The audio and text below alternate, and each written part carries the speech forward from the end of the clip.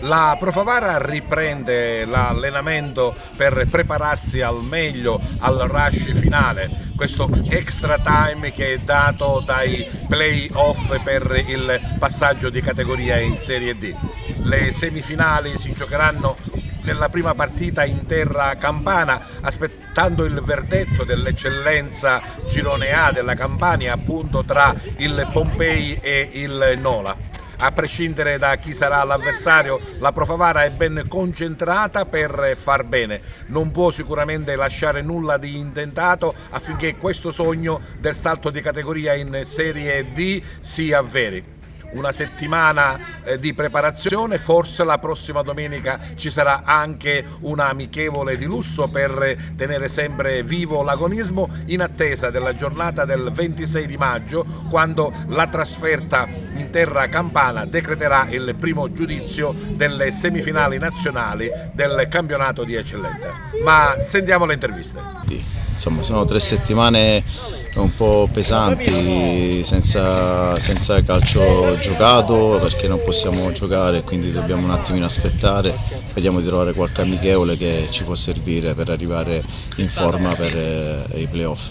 Una preparazione fisica o anche psicologica? Ma più che preparazione fisica credo che bisogna stare bene insieme, bisogna stare compatti, lavorare, divertirsi, perché sennò le 3 settimane cominciano a diventare pesanti.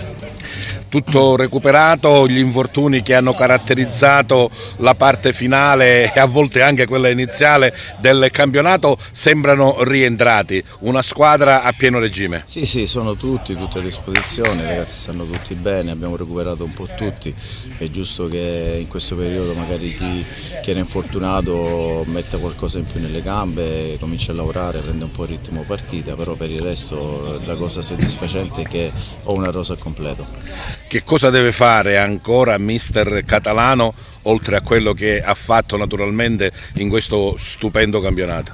Ma cosa bisogna fare? Adesso non bisogna mollare assolutamente nulla, capisco che 3 settimane in questo momento sembrano lunghe, però bisogna curare un attimino i particolari, bisogna studiare bene le partite, bisogna studiare bene gli avversari e preparare i ragazzi mentalmente a quelle che sono le nostre possibilità per fare un salto di qualità. Loro sanno benissimo che ci giochiamo tanto e ci tengono tanto a questi playoff per arrivare fino alla fine. Insieme con me e loro, curando i particolari, curando tutto, credo che possiamo veramente fare bene. Poi il calcio ti riserva anche delle sorprese, però noi abbiamo tutta l'intenzione, tutta la voglia di finire il torneo nel migliore dei modi. Un pensiero univoco quindi di allenatore, staff tecnico, giocatori e dirigenza, il pensiero rivolto in Campania. Assolutamente, ma questa è una cosa che abbiamo sempre avuto, ci vogliono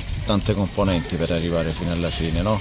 A prescindere da staff, squadra, società, anche la stampa, i tifosi, cioè in questo momento c'è bisogno un po' di tutti. L'hanno fatto sin dall'inizio stagione e purtroppo non siamo riusciti a vincere, però alla fine siamo qui, abbiamo un'altra piccola possibilità e ce la vogliamo giocare per bene fino alla fine. Come saranno queste 3 settimane? Non ci sarà agonismo, ma il pensiero insomma è al terreno di gioco, dai.